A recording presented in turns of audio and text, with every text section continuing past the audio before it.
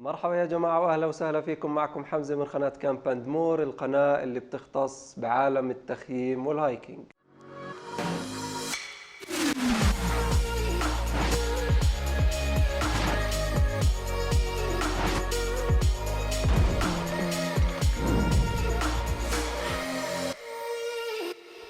اليوم حنبلش بأول فيديو بسلسلة كيف نبلش تخييم. هاي السلسلة اللي موجهة للمبتدئين بالتخييم أو اللي لسه ما بلش تخييم. وعلى فكرة لو أنت محترف بالتخييم ممكن تعمل شير للفيديو لحتى غيرك من المبتدئين من أصحابك يستفيد. أول شغلة بدنا نعرفها بفيديوهات هاي السلسلة إنها حتكون بشكل كامل عن نوع واحد من التخييم اللي هو الباك باكينج. إيش هو الباك باكينج؟ الباك باكينج بكل اختصار اللي هو حتكون حامل شنطة على ظهرك فيها كل الأغراض اللي حتلزمك بالنسبة للتخييم. بمعنى يا جماعة الخير إنه لو معي 4 ويل درايف أو معي بيكم أو معي أي سيارة وحاط كل أغراضي فيها بما فيها أغراض المطبخ والطناجر والمقالي ومعي الفرشة والمخدة والإحرام وحطيتهم بهالسيارة وطلعت وصفيت محل ما بدي أخيم وحطيت الأغراض، هاد مش اسمه باك باكينج. للوهلة الأولى حتفكر إنه الباك باكينج هو الأصعب، إنه تحط أغراضك بالسيارة وتروح تخيم هو الأسهل. لكن لما نيجي نفكر فيها فحيبين معك إنه السيارة مش حتفوت فيها لكل الأماكن، لأنه في مناطق زي الجبال أو الصحراء أو الوديان ما حتقدر تفوت فيها السيارة. لكن وإنت بالباك باكينج حتكون أمورك سهلة لأنه كل أغراضك موجودة على ظهرك، وهيك حتكون بشكل كبير تقدر توصل لكل الأماكن اللي انت نفسك تروح تخيم فيها. اذا لهلا عم تحضر الفيديو فمعناته انت مهتم تعمل كامبينج. فشو هو السبب اللي بخليك بدك تطلع تعمل تخييم او كامبينج بالطبيعة؟ بالنسبة إلي فأنا بشوف الطبيعة زي إنسان حاب أتعرف عليه، فكل مرة بطلع على مكان بحس إني عم بتعرف على جانب من شخصية هذا الإنسان أو اللي هو الطبيعة. فمثلا لما أروح على الصحراء أو وادي رم بخيم هناك على الجبال أو بنفس المخيمات بحس إني عم بتعرف على جانب جديد من جوانب الطبيعة. كذلك الأمر لما بطلع بخيم بالجبال أو بالوديان بحس إني عم بتعرف على شغلات جديدة عمري ما عرفتها. وهلأ إجا وقت أقوى سؤال بالفيديو اللي هو متى وين وكيف أعمل تخييم. نبلش بمتى أعمل تخييم. هلأ أسهل وقت إنك تعمل فيه تخييم اللي هو فصل الربيع أو بداية فصل الصيف. ليش؟ لأنه بفصل الربيع الجو بيكون مستقر كتير، الجو خلال النهار بيكون دافي وخلال الليل برضه مش حتنزل درجات الحرارة للدرجة اللي حتكون بردان فيها، فأمورك حتكون كمبتدئ لسه بسيطة وسهلة وما في أي صعوبات تواجهها زي المطر زي الهواء. طيب بعد ما عرفنا متى بدنا نبلش تخييم بدنا نعرف وين نخيم. وعلى فكرة هذا السؤال وين نخيم هو أكثر سؤال بينطرح بين الأصحاب أو الجروبات اللي بدهم يروحوا تخييم. لكن كبداية إحنا بنختار مكان قريب من مكان سكننا أو مكان قريب من الخدمات. ليش؟ أخذت أغراض التخييم ورحت أخيم. كمبتدئ ممكن أكون معرض إني أنسى شغلة، فهيك بكون أموري سهلة إني أروح على أقرب سوبر ماركت أو حتى على بيتي أجيب الغرض اللي نسيته وأرجع. وهلأ حترك لكم لوكيشن موجود بالديسكريبشن تحت في مكان بعد وادي السير اللي أتوقع اسمها غابة أم السوس أو أبو السوس مش متأكد. الحلو بهاي الغابة إنها قريبة من الخدمات، عليها فيو كتير حلو، وبنفس الغابة حتلاقي فيه زي كشك تقدر تشتري منه مي وسناكات. وهلا حنبلش بكيف اخيم وشو الاغراض اللي احطها معي بالشنطه اللي حكينا الباك باكينج لحتى اروح واعمل تخييم. اكيد حبلش بالشنطه اللي ححط فيها اغراضي لما بدي اروح اخيم. اول شنطه شريتها اللي هي هاي الشنطه تيجي تقريبا 60 لتر. اهم اشي بميز شنات الباك باكينج اللي هي فيها حتلاقي كتير سحبات من برا ومن جوا ومن على الجوانب وبرضه من هون، ف60 لتر كبداية أو 50 لتر كتير ممتاز. شغلة كتير مهمة يا جماعة في شنات الباك باكينج اللي هي الحزام اللي بحطه على خصري وقت لما ألبس الشنطة على ظهري. كيف يعني؟ لما بدي ألبس الشنطة على ظهري بدي الوزن للشنطة وكل الأغراض ما يكون على كتفي، عشان إذا في مسافة أمشي فيها لعند مكان التخييم ما أتعب، فبالتالي كل الوزن حيكون مشدود على خصري، وهيك بقدر امشي مسافات طويله لقدام لما يصير عندي خبره واصير ادخل اكثر في اماكن زي الصحراء وزي الجبال.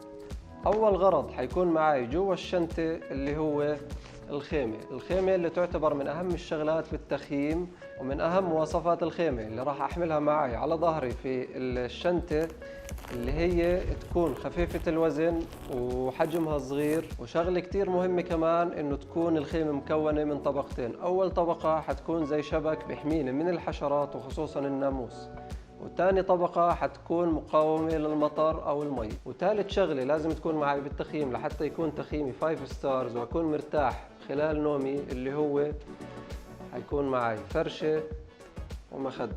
طيب زي ما احنا شايفين، هاي فرشة وهاي فرشة وهاي فرشة. طيب ايش الفرق؟ الفرق بالوزن وبالحجم وبالراحة. وانا كمبتدئ مش كثير بهمني ايش حجم الفرشة ووزنها وشو مواصفاتها، بس بهمني يكون معي فرشة انام فيها.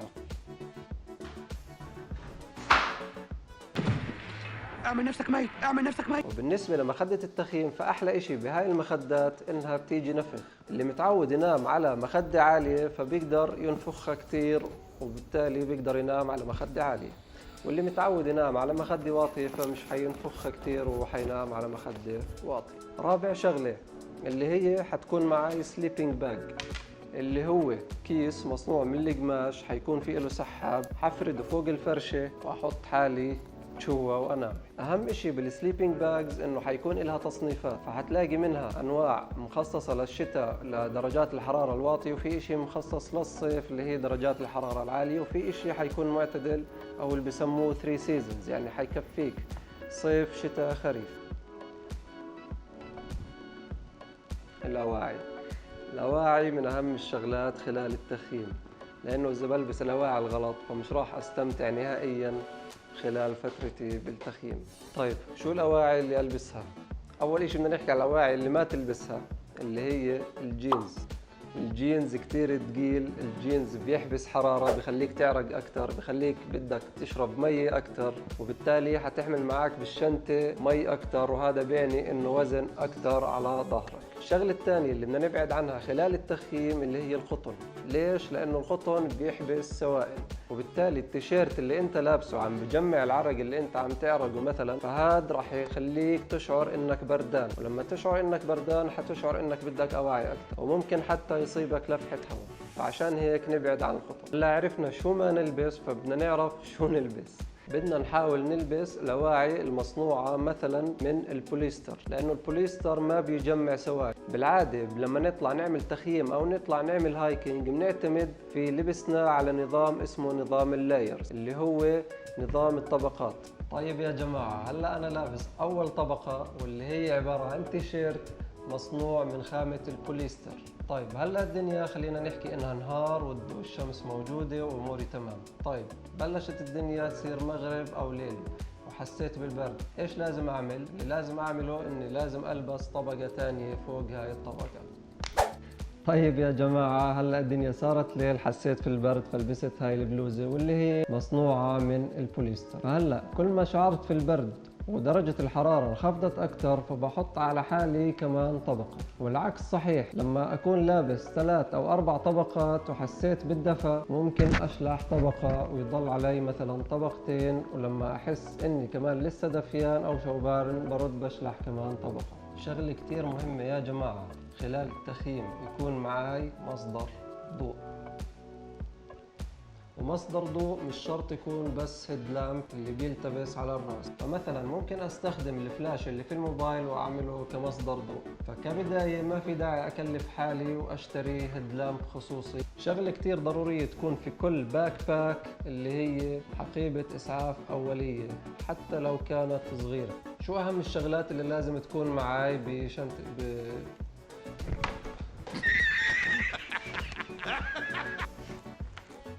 حيكون معك مرخي للعضلات، كريم، مقص، كحول طبي، ملقط، شاش طبي، ولزق، والمفروض يكون معك لاصق جروح بس شكله مخلص من عندي. وكتير منيح يكون معك مسكن ألم زي البنادول أو ما شابه.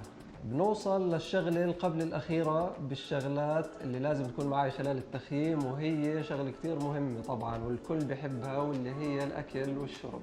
بكل بساطة، ولحتى ما تعقد حالك بأمور الطبخ والنفخ وولع نار وجيب معي أكل وهذا ممكن الأكل يخرب، فجيب معك معلبات وسناكات.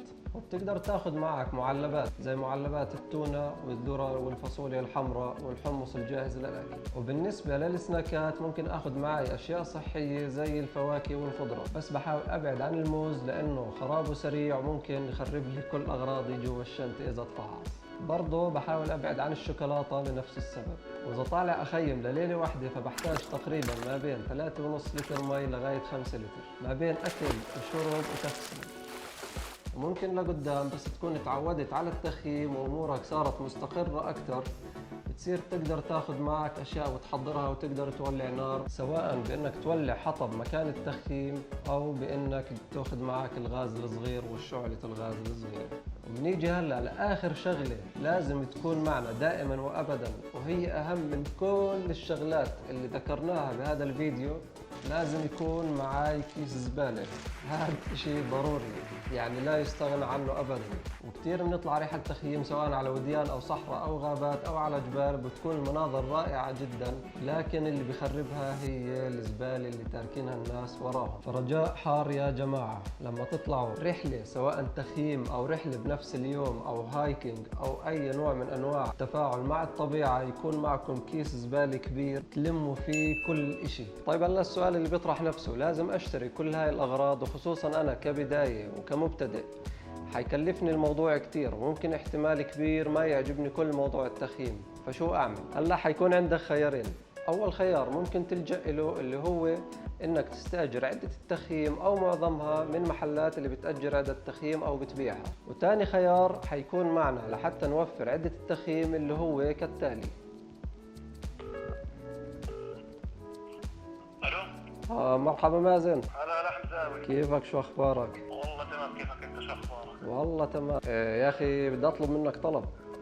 ابشر تفضل. والله حابب اطلع تخييم هيك، ابلش نهاية الاسبوع، وانا عارف انه عندك خيمة فبعرفش ممكن استعيرها منك. الخيمة والله اني طالع نهاية الاسبوع. اخيم مع الشباب، اعذرني ولا كان انت انا على طول افهم. طيب بلاقي عندك الفرشة اذا ما بتحتاجها؟ فرشة تخييم. الثاني. زي ما حكيت لك انا ما عليك، يعني انا اللي صار شيء معي بحكي لك يعني على طول. سلام سلام سلام. هلا.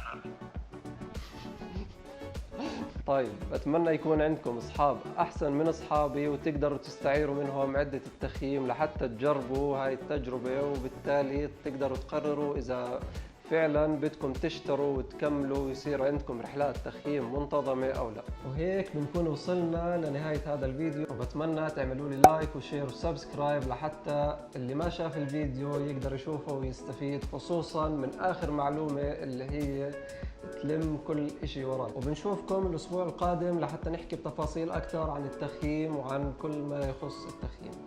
سلام.